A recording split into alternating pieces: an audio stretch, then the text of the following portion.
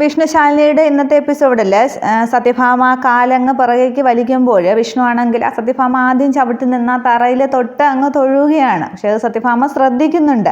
അന്നേരവും രാഘവൻ നായർ വഴക്ക് പറയുകയാണ്, ഭാമയെ അഹങ്കാരമാകാം, നിനക്ക് നിന്റെ മകനെ അനുഗ്രഹിച്ചുകൂടെ, അവൻ ഉയരങ്ങളിൽ എത്തുന്നത് നിനക്ക് കണ്ടുകൂടെ എന്നൊക്കെ ചോദിക്കുമ്പോൾ തട്ടുകട തുടങ്ങാനായിട്ട് ഈ സത്യഭാമയുടെ അനുഗ്രഹം ഉണ്ടാകുമെന്ന് പ്രതീക്ഷിക്കേണ്ട എന്ന് പറയുകയാണ്. തുടർന്ന് വിഷ്ണു അങ്ങ് സങ്കടത്തോടെ നിൽക്കുമ്പോൾ രാഘവൻ നായർ പറയുകയാണ്, ഈ രാഘവൻ നായരും കളത്തിലേക്ക് ഇറങ്ങിയത് അമ്മയുടെയും കുഞ്ഞമ്മയുടെയും ഒന്നും അനുഗ്രഹം വാങ്ങിയിട്ടൊന്നുമല്ല. ആരുടെ അനുഗ്രഹം മോന് വേണ്ട, എൻ്റെ അനുഗ്രഹം, ഈ അച്ഛൻ്റെ അനുഗ്രഹം എന്നും മോനോടൊപ്പം ഉണ്ടാകും. രാഘവൻ നായരുടെ മകനാണ് നീ എന്ന് തെളിയിക്കണം എന്നൊക്കെ അങ്ങ് ആവേശത്തോടുകൂടി പറയുമ്പോൾ വിഷ്ണുവിൻ്റെ സങ്കടമൊക്കെ അങ്ങ് മാറുകയാണ്. തുടർന്ന് വിഷ്ണു അർജുനെ നോക്കിയിട്ട് അർജുൻ്റെ അടുത്തേക്ക് ചെല്ലുമ്പോൾ, വിഷ്ണു ഞാൻ വരും, സ്റ്റാറ്റസ് നോക്കിയല്ല അർജുൻ ബന്ധങ്ങൾ ഉണ്ടാക്കുന്നത്, ഞാൻ ഈ സ്റ്റേറ്റിലെ ഒന്നാമത്തെ ലീഡിങ് അഡ്വക്കേറ്റ് ആണ്, പുത്തേടത്തെ തറവാട്ട് മഹിമയൊക്കെ പറയുമെങ്കിലും എൻ്റെ അച്ഛന് ഗൾഫിൽ എന്താണ് ജോലിയെന്ന് അമ്മ ഇതേവരെ പുറത്ത് പറഞ്ഞിട്ടില്ല. ഈ പിന്നെ പ്രതാപത്തിലൊക്കെ നിൽക്കുന്ന പലരുടെയും കുടുംബത്തിൻ്റെ ആണിക്കല്ലൊക്കെ ഇളക്കി നോക്കിയാൽ പലരുടെയും വിയർപ്പിൻ്റെ ഒക്കെ ബന്ധങ്ങൾ കാണാം. അതൊക്കെ ചവിട്ടിയിട്ടാണ് അഹങ്കാരത്തോടു കൂടി ഇങ്ങനെ തല ഉയർത്തി നിൽക്കുന്നത് എന്ന് സത്യഭാമയെ നോക്കി തന്നെ, സത്യഭാമയെ ഉദ്ദേശിച്ചും സത്യഭാമയെ നോക്കിയും അങ്ങ് അർജുൻ പറയുകയാണ്. അങ്ങനെ ഭാമ ഒന്നും മിണ്ടുന്നില്ല. പക്ഷേ സുസ്മിതയ്ക്ക് അതങ്ങോട്ട് ഇഷ്ടപ്പെടുന്നില്ല. പക്ഷേ രാഘവൻ നായർക്ക് അതങ്ങ് രസിക്കുകയാണ്. തുടർന്ന് വരുമെന്ന് വിഷ്ണുവിൻ്റെ തോളിൽ തട്ടി അർജുൻ പറയുകയാണ്. തുടർന്ന് അർജുനാണെങ്കിൽ പ്രീതിയുടെ അടുത്തേക്ക് വീൽ ചെയറിൻ്റെ അടുത്തേക്ക് ഇരിക്കുകയാണ്. എന്നിട്ട് പറയുന്നുണ്ട്, മോളെ ഏട്ടൻ പുതിയൊരു ബിസിനസ് തുടങ്ങുകയാണ് എന്നൊക്കെ അങ്ങ് വികാരാതീതനായിട്ട് സംസാരിക്കുമ്പോൾ ഇതെല്ലാം കേൾക്കുന്നുണ്ട് പ്രീതി. പക്ഷേ പ്രീതിക്ക് തിരിച്ച് പ്രതികരിക്കാനും സാധിക്കുന്നില്ലല്ലോ. തുടർന്ന് വിഷ്ണു എഴുന്നതിന് ശേഷം ഞാൻ ഇറങ്ങുകയാണ് അച്ഛാന്ന് പറയുമ്പോൾ, പോയിട്ട് വാ മോനെ എന്ന് അങ്ങ് വാശിയോടുകൂടി സ്നേഹത്തോടു കൂടി രാഘവൻ നായർ പറയുകയാണ്. തുടർന്ന് വിഷ്ണു അങ്ങ് ഇറങ്ങുമ്പോൾ, അവിടെ നിന്ന് സിറ്റൗട്ടിൽ നിന്ന് അങ്ങ് ഇറങ്ങുമ്പോൾ പ്രീതിയുടെ വീൽ ചെയറിൻ്റെ ലോക്ക് മാറിയിട്ട് വീൽ ചെയർ അങ്ങ് മുമ്പിലേക്ക് അങ്ങ് പോവുകയാണ്. അന്നേരം പ്രീതിയിൽ നിന്ന് ഉറക്കെ അർജുൻ വിളിക്കുന്നുണ്ട്. മോളെന്ന് വീൽ ചെയറിൽ ഇരുന്നു കൊണ്ട് രാഘവൻ നായരും ആ വീൽ ചെയർ പിടിക്കാനൊക്കെ ശ്രമിക്കുകയാണ്. അയ്യോ എൻ്റെ മോളെന്നും പറഞ്ഞ് സത്യഭാമയും ചാടി എഴുന്നേൽക്കുകയാണ്. ഇവരുടെയൊക്കെ വിളി കേട്ടുകൊണ്ട് വിഷ്ണു തിരിഞ്ഞു നോക്കുമ്പോഴേക്ക് തൻ്റെ നേർക്കിങ്ങനെ ആ പടിയിലെ അടുത്തേക്ക് വീൽ ചെയർ ഇങ്ങനെ ഉരുണ്ടു വരികയാണ്. പ്രീതി ഇരിക്കുന്ന വീൽ ചെയർ പെട്ടെന്ന് വിഷ്ണു ആ വീൽ ചെയറിൽ ഇങ്ങനെ അങ്ങ് പിടിച്ച് നിർത്തുമ്പോൾ പ്രീതി ആ വീൽ ചെയറിൽ നിന്ന് വിഷ്ണുവിൻ്റെ ദേഹത്തേക്ക് മറിഞ്ഞ് വീഴാനായിട്ട് പോവുകയാണ്. തുടർന്ന് പ്രീതിയുടെ ആ വലത് കൈ വിഷ്ണുവിൻ്റെ തലയിലേക്ക് തന്നെ അങ്ങ് വയ്ക്കുകയാണ്. ഒരാൾക്ക് അനുഗ്രഹം കൊടുക്കുന്നത് പോലെ ആ കൈ വയ്ക്കുകയാണ്. അത് കാണുമ്പോൾ രാഘവൻ നായർക്ക് ആകെ സന്തോഷമാവുകയാണ്. പക്ഷെ പ്രീതി അങ്ങനെ നിന്നതിൽ സത്യഭാമയങ്ങ് ആശ്വസിക്കുകയാണ്, താഴോട്ട് വീഴാതെ വിഷ്ണു പിടിച്ചു നിർത്തിയതിൽ. തുടർന്ന് രാഘവൻ നായർ പറയുകയാണ്, മതിയിടാ മോനെ, നിനക്കിത് ധാരാളം മതി, അവളുടെ അനുഗ്രഹം നിന്നോട് എപ്പോഴും ഉണ്ട്, നിന്നോടൊപ്പം. അവൾ കോമാ സ്റ്റേജിലാണെങ്കിലും അവളുടെ മനസ്സ് നിൻ്റെ കൂടെയാണ്, നീ ജയിച്ച് കാണിക്കടാ മോനെ, ഇത് മതി ധാരാളം എന്നൊക്കെ എങ്ങ് രാഘവൻ നായർ പറയുമ്പോൾ വിഷ്ണുവിന് കണ്ണൊക്കെ നിറയുകയാണ്. അർജുനും ഒക്കെ സന്തോഷിക്കുമ്പോൾ സുസ്മിതയ്ക്ക് അത് കണ്ട് ആ ഒരു രംഗം കണ്ട് സുസ്മിതയങ്ങ് ആകെ അന്തം വിട്ട് നിൽക്കുകയാണ്. തുടർന്ന് സത്യഭാമയും ആകെ അന്തം വിട്ട് നിൽക്കുന്നുണ്ട്. തുടർന്ന് വിഷ്ണു ആണെങ്കിൽ ആ കൈ ഇങ്ങനെ എടുത്തിട്ട്, മതി മോളെ, ഏട്ടൻ ഇത് ധാരാളം മതി, ഏട്ടൻ ജയിച്ച് കാണിക്കും, അപ്പോൾ മോള് തന്നെ ഈ കൈ കൊണ്ട് തന്നെ മോൾ അന്നേരം കൈയടിക്കണം എന്ന് പറഞ്ഞിട്ട് പ്രീതിയുടെ കൈ അങ്ങ് നേരെയാക്കി വെക്കുകയാണ്. അന്നേരം ആ രണ്ടുപേരുടെ ആ പ്രീതിയോട് വിഷ്ണു സംസാരിക്കുന്നതൊക്കെ കണ്ടിട്ട് സത്യഭാമയ്ക്ക് അങ്ങ് സങ്കടവും വാത്സല്യവും ഒക്കെ തോന്നുകയാണ്. അന്നേരം സത്യഭാമയുടെ മുഖത്ത് അഹങ്കാരത്തിൻ്റെ ഭാവമില്ല. തുടർന്ന് അങ്ങ് എഴുന്നേറ്റ ശേഷം ഏട്ടൻ പോയിട്ട് വരാം, പോട്ടെ അച്ഛാന്നൊക്കെ പറഞ്ഞിട്ട് വിഷ്ണു അങ്ങ് ഇറങ്ങുകയാണ്. തുടർന്ന് സുസ്മിത എന്ന ദേഷ്യത്തോടു കൂടി വിഷ്ണു നോക്കുന്നുണ്ട്, എന്നിട്ടാണ് ഇറങ്ങുന്നത്. അന്നേരവും ഭാമ ആ ഒരു സ്നേഹത്തോടെ നിൽക്കുകയാണ്. വിഷ്ണുവിനെ അങ്ങ് സ്നേഹത്തോടെയാണ് വിഷ്ണു പോകുന്നത്. സ്നേഹത്തോടെ സത്യഭാമ നോക്കി നിൽക്കുകയാണ്. തുടർന്ന് വിഷ്ണു സൈക്കിളും കൊണ്ട് ഗേറ്റ് കടന്നു പോകുന്നവരെല്ലാവരും നോക്കി നിൽക്കുകയാണ്. രാഘവൻ നായർ ഇങ്ങനെ എത്തി നോക്കുകയാണ് വിഷ്ണു പോകുന്നത്. ഭാമയും അതേപോലെ നോക്കുന്നുണ്ട്. അതിനുശേഷം വിഷ്ണു അങ്ങ് പോയ ശേഷം രാഘവൻ നായർ ദേഷ്യത്തോടെ തന്നെ അർജുനോട് പറയുകയാണ്, അർജുൻ, നിന്റെ ഭാര്യയെ ഡോക്ടർ പറഞ്ഞതുപോലെ വെയിൽ കൊള്ളിക്കുകയല്ല വേണ്ടത്, നിന്റെ അമ്മ പറഞ്ഞതുപോലെ നിന്റെ അമ്മായിയമ്മയ്ക്ക് കൊണ്ടുപോയി തളം വെക്കടാന്ന് പറയുകയാണ് ഭാമയെ നോക്കിയിട്ട്. അന്നേരം ഭാമയ്ക്ക് ആകെ അങ്ങ് ദേഷ്യം വരികയാണ്. എന്നിട്ട് പിള്ളെ എന്നെ അങ്ങോട്ട് കൊണ്ടുപോകുന്ന അതേ ദേഷ്യത്തോടെ രാഘവൻ നായർ പറയുമ്പോൾ പിള്ള രാഘവൻ നായർ അകത്തേക്ക് കൊണ്ടുപോവുകയാണ്. തുടർന്ന് ഭാമയാണെങ്കിൽ ദേഷ്യത്തോടെ ആണെങ്കിലും വിഷ്ണു പോയ ഗേറ്റിലേക്ക് നോക്കുന്നുണ്ട്. വിഷ്ണു പോയി എന്ന് ഉറപ്പ് വരുത്തിയിട്ട് സങ്കടത്തോടെ ഇങ്ങനെ പ്രീതിയെ നോക്കുകയാണ്. എന്നിട്ട് പ്രീതിയുടെ തലയിലൊക്കെ ഒന്ന് തലോടിയിട്ട് ഭാമയും അങ്ങ് അകത്തേക്ക് പോകുന്നുണ്ട്. തുടർന്ന് വിഷ്ണു ശാരദാമ്മയുടെ വീട്ടിലേക്ക് എത്തുകയാണ്. നേരം രാത്രിയാണ്. ശ്യാമയും ശാരദാമ്മയും അമ്മ ഒക്കെ ഉണ്ട്.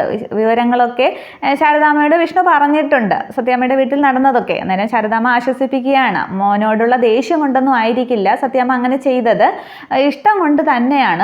അവിടെ നിന്ന് പിണങ്ങിപ്പോയതിൻ്റെ ചെറിയൊരു പരിഭവമായിരിക്കാം. മകൻ നല്ല നിലയിൽ എത്തണമെന്ന് തന്നെയാണ് ഏത് അമ്മയും ആഗ്രഹിക്കുന്നത്. പിന്നെ പത്രോസിൻ്റെ മില്ലിലെ ജോലി കളഞ്ഞത് അത് സത്യഭാമയുടെ മകന് ചെയ്യാൻ പറ്റുന്ന ജോലിയാണോ, അത് മോന് തന്നെ കുറച്ചിലായിട്ട് തോന്നിയിട്ടില്ല. പറഞ്ഞില്ലേ, അതുകൊണ്ടല്ലേ സൂപ്പർവൈസർ ആണെന്ന് ശാലിനിയോട് വരെ കള്ളം പറഞ്ഞത്. മോൻ അന്ന് പ്രസംഗിച്ചതുപോലെ അമ്മ കുഞ്ഞുങ്ങളെ കൊത്തി മാറ്റുന്നത് ഉയരങ്ങളിൽ എത്താൻ വേണ്ടി, തനിയെ പറക്കാൻ വേണ്ടി തന്നെയാണ്. ആദ്യം ഒത്തിരി വേദനയൊക്കെ ഉണ്ടാകും, പിന്നീട് അതങ്ങ് മാറും.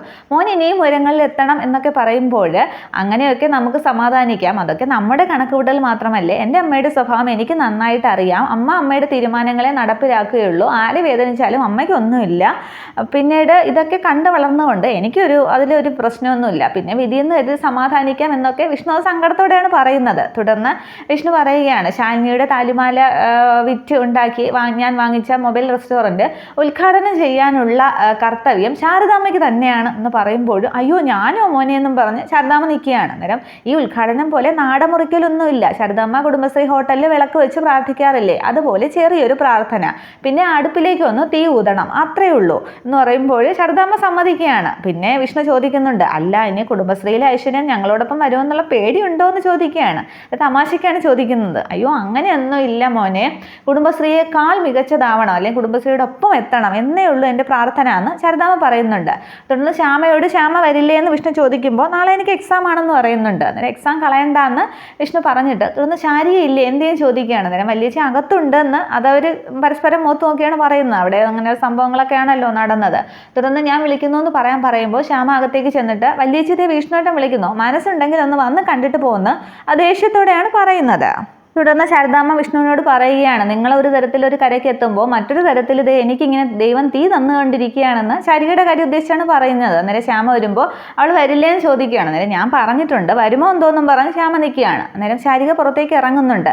തുടർന്ന് വിഷ്ണു പറയുകയാണ്, ഞാനും ശാലിനിയും കൂടി ഒരു മൊബൈൽ റെസ്റ്റോറൻറ്റ് തുടങ്ങുകയാണ്, അതിൻ്റെ ഉദ്ഘാടനം നാളെയാണ്, സാധിക്കുമെങ്കിൽ ശാരദാമ്മയോടൊപ്പം എത്തണമെന്ന്. അന്നേരം ശാരിക ഒന്നും മിണ്ടുന്നില്ല. തുടർന്ന് വിഷ്ണു പറയുകയാണ്, ഇവിടെ നടന്ന കാര്യങ്ങളൊക്കെ ഞാൻ അറിഞ്ഞു, എന്തിനാ ശാരിക സ്വന്തം ജീവിതം ഇങ്ങനെ കല്ലിൽ അടിച്ച പോലെ ഇങ്ങനെ ചിന്നിച്ചിതറിപ്പിക്കുന്നതെന്ന് ചോദിക്കുകയാണ്.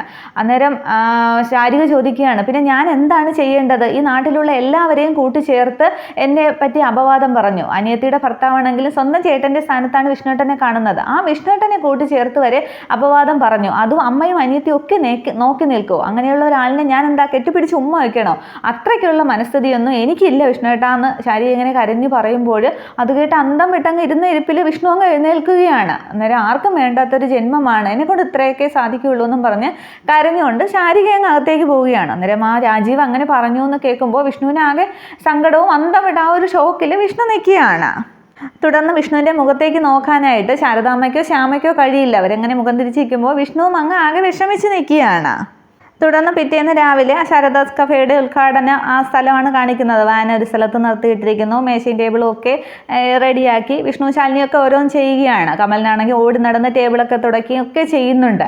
നേരവും വിജിലയും കമലിനും കൂടിയൊക്കെ വഴക്ക് വയ്ക്കുകയാണ്. അന്നേരം ഞാൻ മറന്നുപോയി എന്നൊക്കെ കമല ഓരോ കാര്യം പറയുമ്പോൾ ഉദ്ഘാടനം കഴിയട്ടെ അവൻ പെട്ടെന്ന് തീർത്ത് തരും എന്ന് പറയുമ്പോൾ എന്താടി ചേച്ചി ഞാൻ തീർക്കുന്നതെന്നൊക്കെ കമലും ചോദിക്കുന്നുണ്ട്. അന്നേരം ഇഡലിയും ദോശയെന്നൊക്കെ പറഞ്ഞ് അവരങ്ങ് വഴക്കടിക്കുകയാണ്. ഇതേസമയം ശാരദാമ്മ ഓട്ടോയിൽ വരികയാണ്. അന്നേരം ഓട്ടോ കാശൊക്കെ വിഷ്ണു കൊടുക്കുകയാണ്. ശാരദാമ്മ കൊടുക്കാന്ന് പറഞ്ഞിട്ട് സമ്മതിക്കില്ല, വിഷ്ണു തന്നെ കൊടുക്കുകയാണ്. അതിനുശേഷം ഇപ്പോഴാണോ ശാരദാമ്മ വരുന്നത്, ആദ്യം എത്തേണ്ട ആളല്ലേ എന്നൊക്കെ കമലൻ ചോദിക്കുമ്പോൾ നല്ലൊരു സംഭവം തുടങ്ങിയല്ലേ, അപ്പോൾ രണ്ടുപേരുടെയും പേരിൽ അർച്ചന കഴിപ്പിക്കാൻ പോയി എന്ന് പറഞ്ഞിട്ട് വിഷ്ണുവിനും ശാലിനിക്കും ഒക്കെ പ്രസാദം തൊട്ട് കൊടുക്കുകയാണ്. എന്നിട്ട് അപ്പോൾ ശാരദാമ്മ എനിക്കും ഒന്നും പറഞ്ഞ് കമലൻ ചെന്നിരിക്കുകയാണ്. അന്നേരം നീ കുളിച്ചോടാന്നൊക്കെ ചോദിക്കുന്നുണ്ട് കമലൻ. എന്നിട്ട് അത് തൊട്ട് കൊടുക്കുകയാണ്. അന്നേരം വിജിലെ നീയും വാ എന്ന് പറയുമ്പോൾ അവൾക്ക് കൊടുക്കണ്ട, അവൾ കുളിക്കില്ല എന്നൊക്കെ വീണ്ടും കമലൻ വിജിലെ അങ്ങ് കളിയാക്കുകയാണ്. അന്നേരം ഇവരെപ്പോഴും അടിയാണല്ലോ എന്നൊക്കെ ശാരദാമ്മ ചോദിക്കുമ്പോൾ വിഷ്ണുവിന് അത് സങ്കടമാവുകയാണ്. ഞാനും ഇങ്ങനെ തന്നെയായിരുന്നു, അതല്ലേ ഒരു രസം, പക്ഷേ ഇപ്പോൾ അവളെ ഒന്ന് കാണണമെങ്കിൽ എല്ലാവരുടെയും അനുവാദം വേണമെന്നായി എന്നും പറഞ്ഞ് വിഷ്ണു അങ്ങ് വിഷമിക്കുമ്പോൾ ശാരദാമ്മയ്ക്കും ശാലിനിക്കും വിഷമമാവുകയാണ്. അന്നേരം ഉടനെ കമലിനങ്ങ് വിഷയം മാറ്റുകയാണ്. ആശാനെ നല്ലൊരു ദിവസമായിട്ട് സെൻറ്റി അടിക്കല്ലേ എന്ന്. അന്നേരം സത്യഭാമയുടെ വണ്ടി വരികയാണ്. അന്നേരം ദേ സത്യാമ്മ വന്നു എന്ന് കമലൻ പറയുമ്പോൾ അമ്മ വരില്ലെന്നാണല്ലോ പറഞ്ഞതെന്നും പറഞ്ഞ് വിഷ്ണു നോക്കുകയാണ്. പക്ഷെ വണ്ടിയിൽ വരുന്നത് രാഘവൻ നായരും അർജുനുമാണ്. തുടർന്ന് രാഘവൻ നായർ അർജുനെ അങ്ങ് പുറത്തേക്ക് എടുക്കുന്നുണ്ട്. ഡ്രൈവറൊക്കെ ചേർന്ന് വീൽ ചെയർ എടുത്ത് രാഘവൻ നായരെ അതിലേക്ക് ഇരുത്തുകയാണ്. തുടർന്ന് രാഘവൻ നായർ വാനിലെ പേര് നോക്കിയിട്ട് ശാരദാസ് കഫേ കൊള്ളാം, നല്ല പേര് എന്ന് പറയുമ്പോൾ വിഷ്ണുവേട്ടൻ്റെ സെലക്ഷൻ ആണെന്ന് ശാലിനി പറയുകയാണ്. അന്നേരം ശാരദാമ്മയുടെ കൈപ്പുണ്യം ഒക്കെ ഉണ്ടാവും, ഒരു ഐശ്വര്യവും ഉണ്ട് എന്നൊക്കെ രാഘവൻ നായർ പറയുകയാണ്.